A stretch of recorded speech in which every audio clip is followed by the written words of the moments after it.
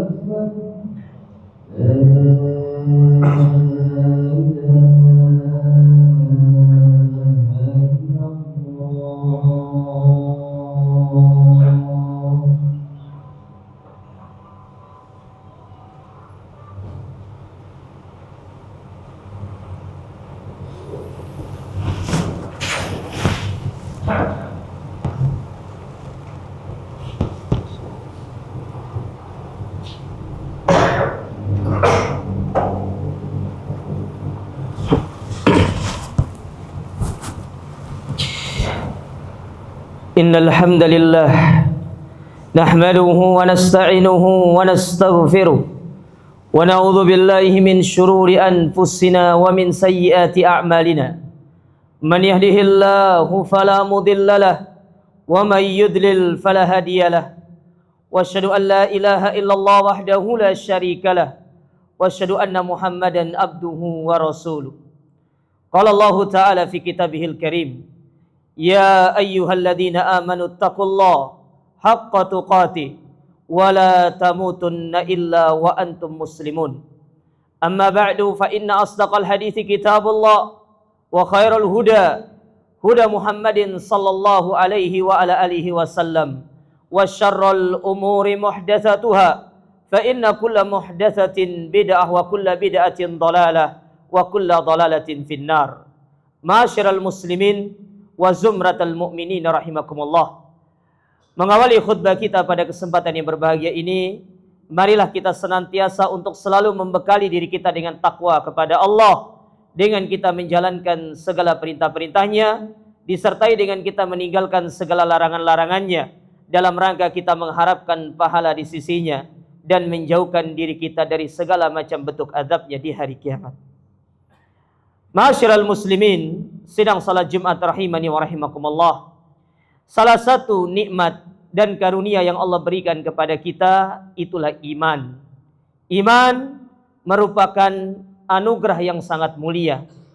Tanpa keimanan, amal ibadah yang dilakukan oleh seorang manusia tidak akan diterima oleh Allah Subhanahu wa taala. Dengan iman, seorang akan menjadi tenang di dalam dia beribadah. Allah taala berfirman di dalam Al-Qur'an, kata Allah Subhanahu wa taala, "Faman ya'mal minas salihat wa huwa mu'min, fala kufrana li sa'ihi wa innalahu katibun." Barang siapa yang dia beramal saleh dan dia beriman kepada Allah Subhanahu wa taala, maka niscaya seluruh amal ibadahnya dia tidak akan risaukan. Kenapa demikian? Karena Allah Ta'ala menggaransi bagi dia setiap amal yang dia kerjakan ada malaikat yang akan mencatat, dan tidak ada sedikit pun dari amal ibadah tersebut yang akan tidak dicatat oleh Allah Subhanahu wa taala. Namun ketahuilah ma'asyiral muslimin, namanya iman itu dia dinamis, bukan statis. Dia itu bisa naik dan bisa turun. Dia bisa berada pada puncak yang tertinggi dan kadang bisa berada pada level yang sangat rendah. Oleh karenanya Allah Subhanahu wa taala mengisyaratkan hal ini di dalam Al-Qur'an, menyebutkan iman itu bisa bertambah dan berkurang. Allah mengatakan, "Innamal mu'minun idza dzukirallahu wajilat qulubuhum wa idza tuliyat 'alaihim ayatuhu zadatuhum imana wa 'ala rabbihim yatawakkalun." Sesungguhnya orang-orang yang beriman, apabila dibacakan kepada mereka ayat-ayat Allah, maka bertambahlah rasa takut mereka kepada Allah. Bertambah keimanan mereka kepada Allah dan senantiasa mereka bertawakal, berpasrah diri, menyerahkan segala urusannya kepada Allah Subhanahu wa taala. Maka dari ayat ini para ulama mengatakan iman bisa bertambah, iman bisa berkurang, iman bisa naik, iman bisa turun, iman bisa berada pada puncak yang tertinggi dan dia bisa berada pada level yang paling rendah. Maka pada kesempatan yang berbahagia ini, saya ingin mengingatkan kepada diri saya pribadi dan kepada para jamaah sekalian. Tatkala iman kita lemah, apa yang harus kita lakukan? Apa yang harus kita kerjakan? Apa sekiranya sarana-sarana yang bisa untuk meningkatkan kembali keimanan kita kepada Allah? Rasulullah sallallahu alaihi wasallam beliau bersabda dalam sebuah hadis yang diriwayatkan oleh Imam Al-Hakim, di mana Nabi SAW mengatakan, "Innal imana la yakhlaqu fi jawfi ahadikum kama yakhlaqus saub." Sesungguhnya iman itu bisa usang di dalam diri kalian sebagaimana pakaian yang kalau kalian pakai secara terus-menerus dia bisa usang. Fas'alullah, maka berdoalah kepada Allah, mintalah kepada Allah an yujaddida imana fi qulubikum, agar Allah Subhanahu wa taala senantiasa memperbaiki dan memperbaharui iman-iman yang ada di dalam hati-hati kalian. Maka di antara sarana yang bisa menjadikan kita memperkuat keimanan kita, meningkatkan kembali kualitas keimanan kita, yang pertama ma'asyiral muslimin adalah dengan kita memperbanyak doa kepada Allah. Berdoa sama Allah. Minta agar Allah Ta'ala menguatkan keimanan kita. Sebagaimana Nabi SAW bersabda, "Ya muqallibal qulub, tsabbit qalbi ala dinik." Wahai yang membolak-balikan hati manusia, tetapkanlah hatiku di atas agamamu. Tetapkan hatiku di atas keimanan kepadamu. Tetapkan hatiku di atas tauhid, di atas beribadah hanya kepadamu. Meninggalkan kesyirikan, meninggalkan riya, meninggalkan sum'ah, meninggalkan ujub dan segala hal yang bisa merusak keimanan kita kepada Allah. Demikian pula Allah Ta'ala berfirman di dalam Al-Quran. Allah mengatakan, Rabbana la tuzigh qulubana ba'da idh hadaitana wa hab lana min ladunka rahmah innaka antal wahhab. Ya Allah, janganlah Engkau simpangkan kami, Engkau palingkan kami dari keimanan setelah Engkau memberikan kami hidayah keimanan. Kita meminta kepada Allah agar Allah Subhanahu wa taala mengistiqomahkan kita di atas iman. Karena tanpa kita meminta kepada Allah, siapa yang akan menjamin seseorang akan meninggal di atas keimanan dia di akhir kehidupannya? Cukuplah riwayat dibawakan oleh Imam Al-Qurtubi di dalam bukunya At-Tadhkirah, ketika beliau menyebutkan tentang seorang yang kesehariannya dia hidup di masjid, dia tinggal di masjid memanggil orang untuk sholat, akan tetapi dia meninggal dalam kondisi beragama Nasrani. Itu satu pelajaran bagi kita. Tidak ada yang kemudian bisa menjamin iman itu akan terus berada dalam diri kita, kecuali Allah yang menjaminnya. Maka cara kita untuk meminta jaminan Allah Ta'ala adalah kita berdoa kepada Allah, mengangkat tangan kita kepada Allah. Makanya dalam kita berdoa jangan hanya minta dunia, dunia, dan dunia. Jangan hanya meminta ditambahkan rizki duniawi. Agar gajinya naik, agar jabatannya naik, agar dia dapat posisi A, posisi B. Tapi lupa untuk meminta agar Allah memberikan keimanan kepada kita dan istiqomah di atas keimanan. Kita kebanyakan berdoa itu otak kita dunia. Kebanyakan kita minta kepada Allah Ta'ala urusan-urusan dunia. Minta kendaraan yang bagus, minta rumah yang nyaman, minta istri yang cantik, minta A, minta B, urusan dunia. Tapi lupa untuk meminta agar Allah Ta'ala mengistiqomahkan kita di atas keimanan. Para sahabat sebagai gambaran yang sangat nyata. Bagaimana mereka mempertahankan keimanan mereka kepada Allah. Bagaimana Sumayyah, bagaimana keluarga Ammar, bagaimana Bilal bin Rabah, bagaimana para sahabat yang lainnya. Mereka berada di atas azab yang sangat pedih ketika mereka harus mempertahankan keimanan mereka. Namun lisan mereka tidak pernah tidak meminta kepada Allah Ta'ala kekuatan iman. Apalah artinya sholat tanpa iman? Apa artinya puasa tanpa iman? Apa artinya sedekah tanpa iman? Apa artinya segala amal kebaikan tanpa keimanan kepada Allah Ta'ala? Maka berdoalah supaya Allah Ta'ala menguatkan keimanan kita dan senantiasa menjadikan kita jauh dari sifat lemahnya iman. Yang kedua, masyiral muslimin, ketika iman kita lemah, maka yang bisa kita lakukan adalah dengan kita mentadabburi Al-Quran. Allah Subhanahu wa Ta'ala banyak mendatangkan ayat-ayat tentang surga, tentang neraka, menjelaskan tentang adab kubur, menjelaskan tentang nikmat kubur. Tujuannya apa? Supaya keimanan kita bertambah kepada Allah Ta'ala. Supaya kita berada pada keimanan yang kuat. Allah ceritakan bagaimana Fir'aun beserta bala tentaranya. Allah katakan di dalam Al-Quran, An-naru yu'raduna 'alaiha guduwan wa asyiya. Neraka itu ditampakkan kepada Fir'aun pada siang dan malam hari. Kepada seluruh tentara-tentaranya ditampakkan sebagai adab kepada Fir'aun. Wa yauma taqumus sa'ah, dan tatkala hari kiamat itu datang, adkhilu ala Fir'aun asyaddal adab. Maka Allah memerintahkan kepada malaikat untuk memasukkan Fir'aun ke dalam adab yang sangat pedih.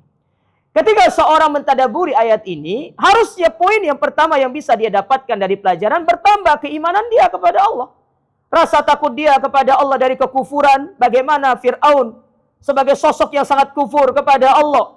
Tidak ada sejarah manusia yang pernah mengatakan di atas muka bumi ini, ana rabbukumul a'la, kecuali Fir'aun. Buah dari kesombongan. Tidak mau tunduk kepada Allah. Tidak mau mengikuti perintah Allah Ta'ala. Tidak mau beriman kepada Rasul yang diutus kepadanya. Demikian kita. Kalau kita memiliki sifat yang seperti itu, kita akan mendapatkan kondisi yang sama. Maka mentadabburi Al-Quran itu tujuan yang paling utama meningkatkan keimanan. Maka kenapa sepertiga dari Al-Quran Allah datangkan kisah, Allah datangkan cerita. Maka haditsun muftara, itu bukan cerita yang dongeng, bukan cerita yang khoyal, yang dibuat oleh orang-orang filsafat. Bukan, ini cerita nyata yang terjadi sebelum diutusnya Nabi Muhammad SAW. Kita disuruh datang, kita disuruh mempelajari, mentadabburi untuk meningkatkan keimanan kita. Supaya kita bisa belajar dari mereka bagaimana cara mempertahankan keimanan. Terutama di zaman yang penuh dengan fitnah. Saya katakan zaman ini zaman yang kejam. Kenapa demikian? Betapa banyak orang sangat mudah kehilangan keimanannya dengan berbagai macam sarana. Terutama sarana-sarana media sosial. Banyak orang melihat media sosial, keimanannya hilang. Ada orang yang tadinya dia zuhud, tapi karena setiap hari dia melihat akun-akun yang memperlihatkan dunia, zuhudnya hilang. Qanaahnya hilang. Karena dia terpengaruh dengan akun-akun tersebut. Ada orang yang dia sudah belajar untuk menundukkan pandangan, tapi setiap hari dia melihat akun-akun yang memperlihatkan tentang syahwat-syahwat duniawi. Akhirnya dia pun terjatuh ke dalam hal seperti itu. Belajarlah kita bagaimana Nabi Yusuf alaihissalam. Bagaimana kemudian kisah-kisah orang terdahulu. Makanya kenapa kita disuruh mentadabburi Al-Quran. Qad ja'atkum mau'idhatun min rabbikum wa shifaa'un lima fis sudur wa hudan wa rahmatun lil mu'minin. Allah datangkan Al-Quran untuk kita tadabburi, kita ambil pelajaran, kita ambil hikmah, supaya kita benar-benar belajar dari kisah-kisah orang terdahulu, agar iman kita ini senantiasa mustaqar, senantiasa kokoh di dalam hati kita. Subhanallah. Saya tadi kajian, ada yang cerita, Ustaz, ada seorang wanita dia menikah dengan laki-laki Nasrani, lalu dia ikut Nasrani. Kemudian tatkala dia tertimpa sakit yang parah, dia kepingin masuk Islam. Dan ternyata yang menunggu dia berhasil mentalkinkan. Tetapi ketika mati, suaminya menguburkan dalam kondisi Nasrani. Lihat, bagaimana orang sangat mudahnya berpindah agama, menggadaikan keimanannya. Allah berikan kita hidayah iman, Allah berikan kita nikmat iman. Maka di antara bentuk bersyukur atas nikmat iman, pertahankan nikmat iman itu dengan kita mentadabburi Al-Quran. Aqulu qouli hadza wastaghfiru innahu huwal ghafurur rahim.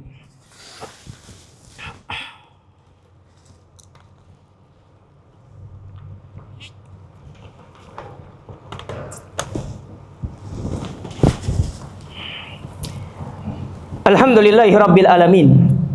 Wal akibatu lil muttaqin wala udwana illa 'alal zalimin. Wasyhadu an la ilaha illallah wahdahu la syarikalah. Wasyhadu anna Muhammadan abduhu wa rasuluhu as-sadiqul amin, amma ba'd.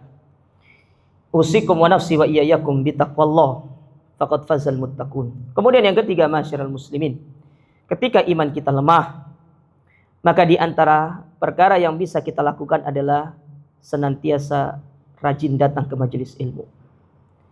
Jangan merasa diri kita karena sudah sering hadir di majelis ilmu, kita sombong, kita menganggap diri kita tidak butuh majelis ilmu. Maka di saat Anda merasa diri Anda tidak butuh ke majelis ilmu, Anda sombong pada saat itu. Di saat itulah Anda terjatuh ke dalam tipu daya syaitan.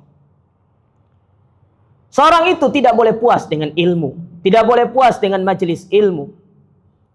Sebagaimana seorang ulama mengatakan, hajatun nasi ilal ilmi syar'i asyaddu hajatihim ilat ta'ami wasyarab. Kebutuhan kita terhadap ilmu itu lebih utama daripada kebutuhan kita terhadap makan dan minum. Banyak orang bisa tidak makan berhari-hari dan dia masih bisa hidup. Allah berikan kekuatan pada dia. Tapi betapa banyak orang secara fisik dia kuat, tetapi secara keimanan dia lemah karena dia tidak punya ilmu. Betapa banyak syubhat dan syahwat yang datang menghampiri dia. Oleh karenanya Umar bin Abdul Aziz, beliau mengingatkan kepada kita dalam ucapannya. Beliau mengatakan, man abadallaha bi ghairi ilmin kana afsad aksar mimma yuslih. Barang siapa yang beribadah kepada Allah Ta'ala, maka dari ibadahnya lebih banyak rusaknya daripada banyak benarnya. Makanya kenapa banyak orang beribadah akhirnya jatuh dalam bid'ah? Karena dia tidak punya ilmu. Dia malas datang ke majelis ilmu. Banyak orang bilang, Ustaz, saya sudah datang ke majelis ilmu, tapi saya tidak paham-paham, saya tidak hadir. Saya tidak mengerti apa yang dia sampaikan. Hadir saja, urusan diberikan pemahaman, berdoalah sama Allah Ta'ala. Itulah pentingnya seorang kalau duduk di majelis ilmu, bukan update status yang pertama kali. Doa minta sama Allah. Ketika Anda sedang duduk di majelis ilmu, baru pertama kali dibuka, doalah, Rabbi zidni ilma.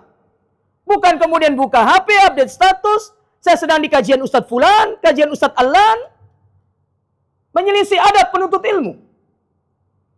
Kalau itu yang masih Anda lakukan, saya nasihati lebih baik Anda kembali ke bab penuntut ilmu pertama kali. Karena masih jauh dari tata cara salaf dalam menuntut ilmu. Tidak pernah para salaf menyebutkan bagaimana adab penuntut ilmu pertama kali buka HP atau bacaan yang lain, tidak. Tapi mereka membuka kitab para ulama, kemudian mereka berdoa supaya Allah memberikan hari ini pemahaman. Kalau hari ini tidak bisa, besok minta lagi, besok minta lagi. Sampai akhirnya kemudian Allah Ta'ala akan memberikan kepada kita. Kalau ternyata kita tidak paham-paham, tidak mengerti-mengerti, paling tidak kita punya hujah di hadapan Allah. Allah sudah datang di majelis ilmu, ya, tapi aku nggak paham. Ini sudah datang, tidak pernah berdoa, tidak pernah meminta kepada Allah diberikan kelapangan ilmu. Ketika kajian yang dilihat bukan ilmu, malah update status duniawi. Apakah seperti itu penuntut ilmu? Apakah seperti itu kemudian Anda mengatakan diri Anda sebagai talibul ilm? Ingat, kalimat talibul ilm, penuntut ilmu, itu bukan kalimat yang sepele. Kenapa demikian? Karena Nabi SAW di dalam sabdanya, beliau menyambut orang-orang yang datang menuntut ilmu dengan mengatakan, marhaban bikum bitalabatil ilm.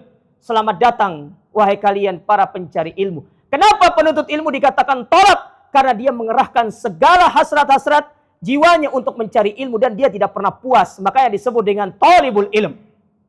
Tidak pernah puas dengan ilmu. Kalau Anda puas dengan ilmu, lalu kemudian meninggalkan majelis ilmu, sudah itu sebab melemahkan iman, Anda tidak cocok dikatakan penuntut ilmu. Karena penuntut ilmu tidak pernah puas dengan ilmu yang dia pelajari. Benar, kalimat yang sederhana. Tapi kalau dipahami secara makna, luar biasa. Talibul ilm. Makanya para masyaikh, mereka selalu mengatakan diri mereka, kami bukan syekh, tapi kami talibul ilm. Datanglah. Keimanan butuh ilmu. Supaya kita bisa membedakan halal dan haram. Dunia ini semakin berkembang. Masalah-masalah kontemporer itu semakin bertambah. Kalau kita tidak barengi dengan update ilmu, gimana kita akan mengetahui mana halal, mana haram? Mana yang boleh, mana yang tidak?